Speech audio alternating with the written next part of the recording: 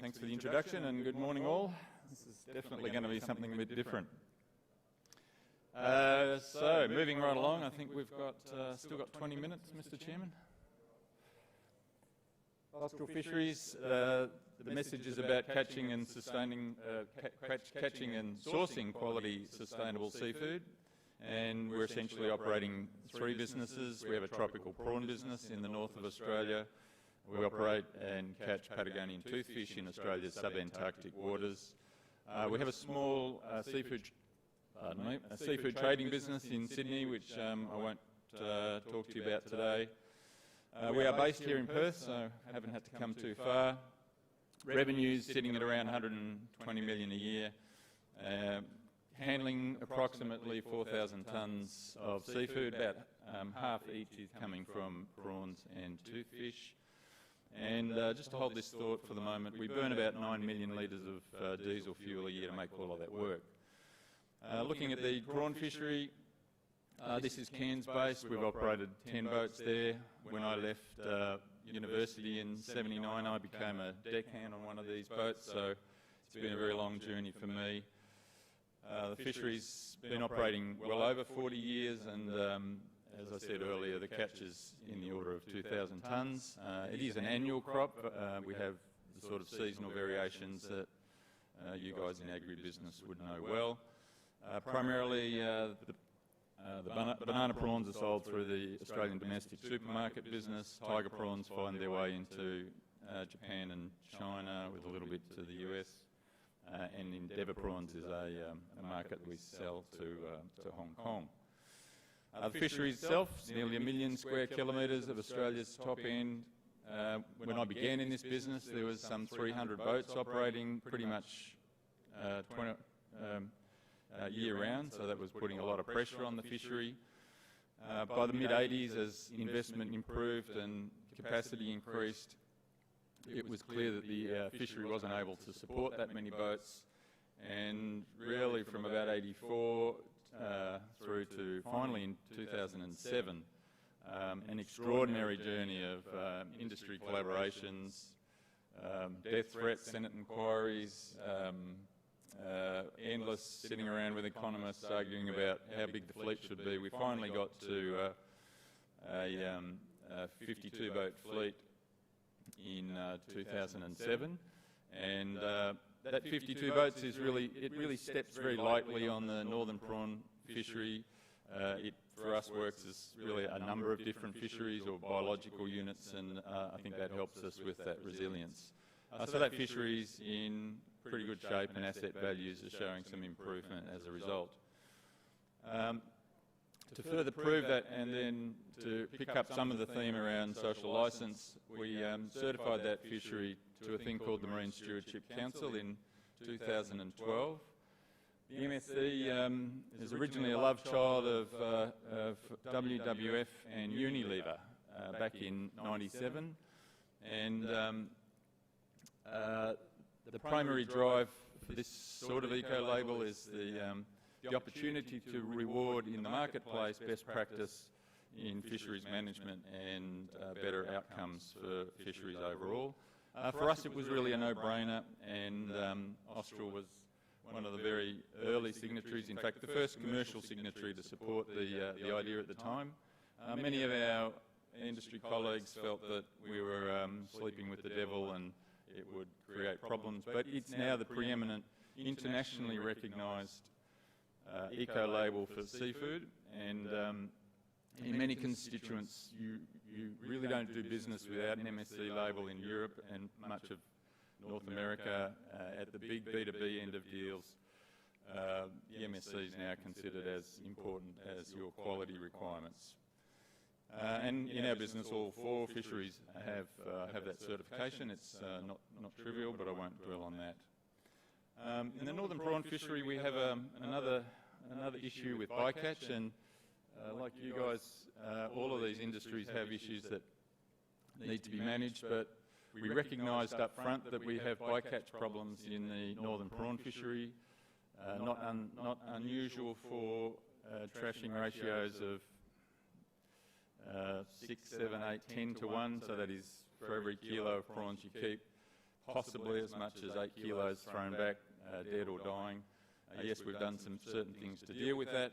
We've done a huge amount of science to prove that that's not impacting on biodiversity or resulting in the extinction of species, but it's just not a good look. And so a couple of years ago, we said we needed to be dealing with this. We, as an industry, whipped around and found some money as a reward that would unlock the creativity and innovation of skippers, and fascinatingly, our 3-year 30% target was exceeded, and earlier this year we delivered a better bycatch reduction device, delivered a 36% saving in bycatch, and we did that in just over 2 years. That work continues. So I think it's an example of being able to look at a problem proactively and dealing with it robustly. This pretty creature is a Patagonian toothfish. It's the other big part of our business. The fishery operates in some of the most remote waters on the planet. That happens to be Australian territorial waters. It's about 4,000 miles from Albany in southwest to Western Australia. We prosecute that fishery with 3 boats. This is the largest of them, a boat called the Atlas Cove. And the management of that is handled primarily by Australia, but in sympathy with a thing called the Commission for the Conservation of Antarctic Living Marine Resources. And that means that all of the science that we do to assess the size of the toothfish stock is reviewed by the 26 member nations of that international body based in Hobart. Our operation there is about 2,000 tonnes, as I mentioned earlier, the 3 boats that you know about. But initially, it was a tough road, and I think some of you may know Trish Stone here, and Trish and I were on some of the early journey that got this going, but the original exploitation came with a huge amount of resistance from the environmental NGOs, the scientists that lived and worked on places like Macquarie Island, or that had deep emotional commitments to these pristine sub-Antarctic waters. The thought of a commercial operation there was like what truly was like a sacrilege, and we had to work very hard to build the trust, to prove to them that we had the overall better interests at heart, and finally we were able to get the necessary permits. But as we arrived, we found some others had beat us to it, and so the focus on illegal fishing pretty much defined our role in this fishery from around 1997, 98. So it's about 20 years of exploitation of this fishery. We had one trip where we didn't see any illegal fishermen. The next trip was 6 boats, all working in the Australian zone. And the 20 years has been an extraordinary campaigning exercise where we've had to build collaboration with multiple partners, both domestically, within government, and across a broad range of environmental NGOs. And I can report today that the illegal catch is pretty much zero, but it wasn't for the effort of many, and the most recent effort was surprisingly a Sea Shepherd collaboration. Now, if somebody had asked me 3 years ago about Sea Shepherd, I would have said highly dangerous outfit for a business like ours, a powerful, not always accurate communications machine, the capacity to build outrage very quickly. But at the end of 2014, for that summer, they had a break in their whale activities in the Southern Ocean, and they were essentially a solution looking for a problem, and they directed themselves at the toothfish illegal catch. I would have given you good money that they would not find anyone, but they did, fortunately. They picked up on a vessel called the Thunder, which was down south of the Heard Island area. There ensued an extraordinary 110-day pursuit, wandering around the bottom of the Indian Ocean, wandering up the west coast of Africa. And about that time, our newest vessel, the photograph I showed you earlier was coming back from Norway, travelling south down the west coast of Africa, and we thought, well, just maybe there's an opportunity for a rendezvous, a collaboration where we could assist Sea Shepherd do what we both wanted to do, and that was to eliminate the last of the illegal fishing from this area. I rang our Japanese partners, and yes, we're 50% owned by a Japanese company. I said, we want to do a collaboration with Sea Shepherd. The phone went quiet. I said, boy, just trust me, I think it'll be all right. I rang the skipper and I said, this is what we want to do. Again, the phone went quiet and he thought we were crazy. But as it got close to looking like a reality, I made one more call to the skipper and put him in touch with the skipper of the Bob Barker. And on a March morning in 2015, this is what happened.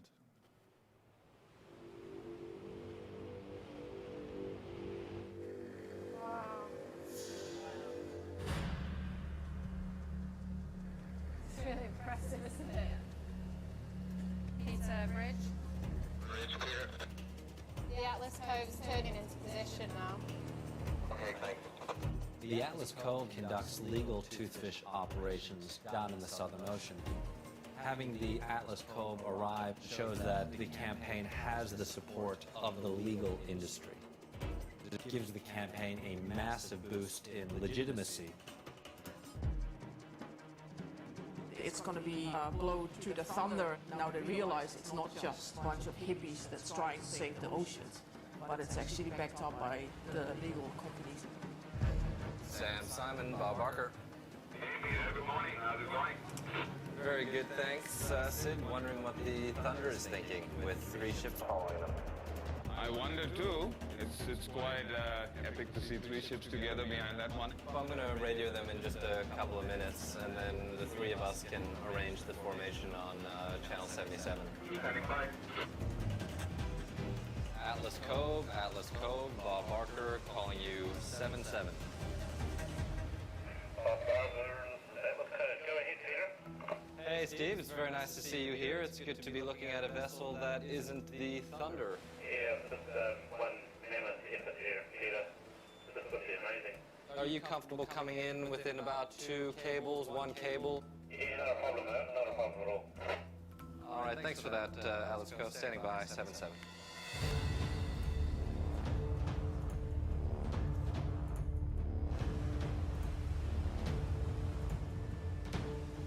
Peter, just wanted to say okay with you guys if we try and get some dialogue happening with the Thunder over.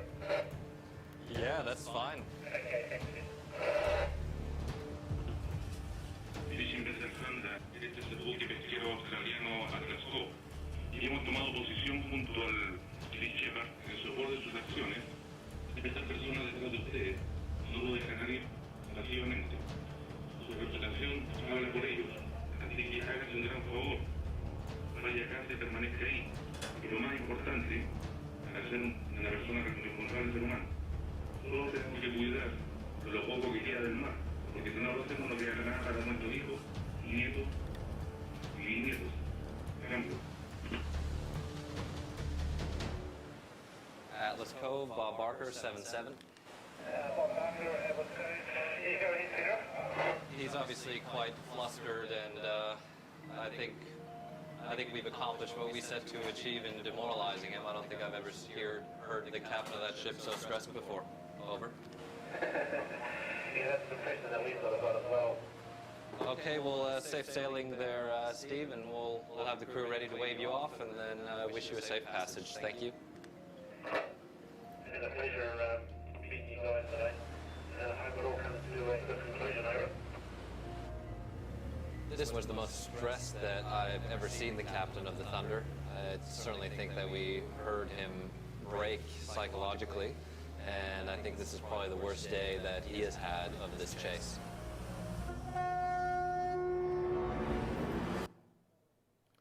It did prove to be a pretty sad day for him because not many days after that encounter, the captain opened the valves on that ship put the crew in the life raft and was rescued by the crew of the Sea Shepherd, taken back to Sao Tome, where they faced court for their offences and where they still sit in jail. An extraordinary collaboration, and that continues with Sea Shepherd as they've done more work in fisheries elsewhere. But our sustainability journey's been about ensuring that we have a strong property right in fisheries. That's been an important basis for that. We've needed good science to make sure that we understand everything there is to know about the catch that we're harvesting. Good governance is clearly important so that the fishery is able to respond to changes in either fishing performance or productivity. We've viewed third-party certification as very important. And for us more recently, having come from a commodity base, the idea of brands has started to become a critical part of the strategy. So we have a couple of premium brands. The Glacier 51 Toothfish sells into a number of very high-class restaurants globally. That's been well supported with social media and other celebrity chefs style endorsements. Gull Island is a large tiger prawn that we're giving the same treatment to, but in those brands we're learning that we have an opportunity to have a really rich series of conversations with our customers and the buyers of supermarkets. And so as we've started to look a little bit more at what we do next, the idea of social licence became important. You guys provided me personally with a light bulb moment in 2011. At that point I resolved never to be in a position where an NGO was looking for my head. I figured if the crowd comes for a lynching, then I haven't done my job. And so this has driven a lot of the things that we've done. The MSC's been a pretty easy tick, now established, and the first mover advantage has gone. But we still need to stay relevant to communities. We did want to make a difference, and we still have a few dirty little secrets, as I say, in the social licence space. The bycatch has been one that we've dealt with. Some of the illegal fishing material, which is dealt with through Sea Shepherd. Animal welfare is lying there for us, but it's not near the issue that you guys have to deal with. But we do have to keep an eye on that. There's some other issues around properly manning these boats. Again, the supply chain's concerned about the industry globally being less reputable and engaged in piracy and slavery of some of those things. So proving that's important. Bearing in mind the fact that we're burning all the diesel and we're relatively energy intensive, and that we see there's a big problem with fisheries changing in response to climate change, we chose to offset all of our emissions through a biodiverse planting. And in part that was a bit of a cry of frustration around the lack of political leadership in providing climate clarity, and the sense that we could do something ourselves. I'll indulge you with one more video here.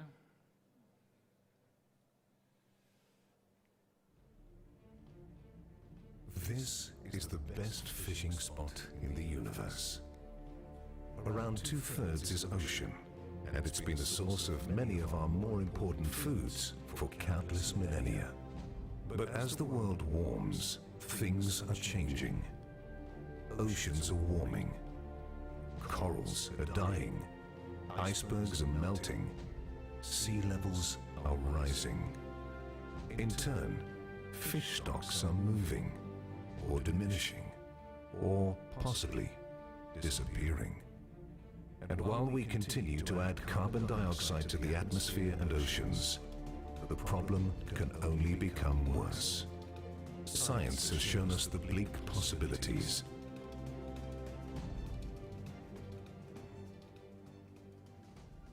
But it has also revealed the action we all need to take to keep global warming below 2 degrees Celsius.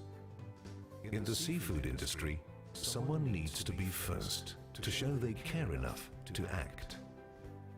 With the committed support of our crews, our staff and their families, Austral Fisheries has already done this in the area of sustainable fishing. Now, we've decided to also take the lead in reducing our carbon emissions and becoming carbon neutral. To protect our long-term sustainability and play our part, we've made a simple commitment. From January 2016, we are going to be catching only one type of fish. The only fish able to remain sustainable wherever in the oceans it lives, and the only fish which won't be contributing to the degradation of the environment. From January 2016, Austral Fisheries will be catching only CN fish, carbon-neutral fish. Independent auditors determined that in 2014, our company produced 27,000 tons of carbon dioxide. What our CN Fish program will do is ensure that wherever possible we reduce our carbon emissions, encourage our suppliers and customers to do the same, and for each and every ton of carbon dioxide our fishing activity puts into the atmosphere, we'll take out at least the same amount.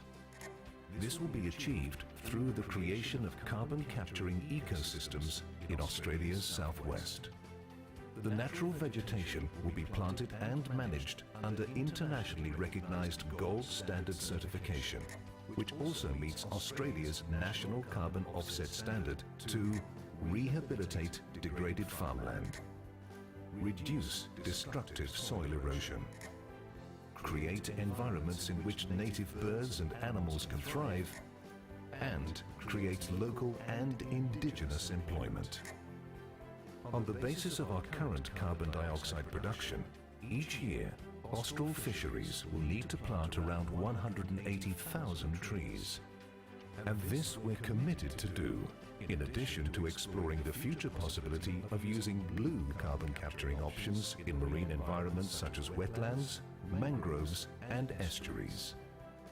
Our hope is that our initiative will very soon inspire others to reduce fossil fuel use, offset carbon emissions, and, as a consequence, protect marine environments, and ultimately keep seafood stocks sustainable. CN Fish.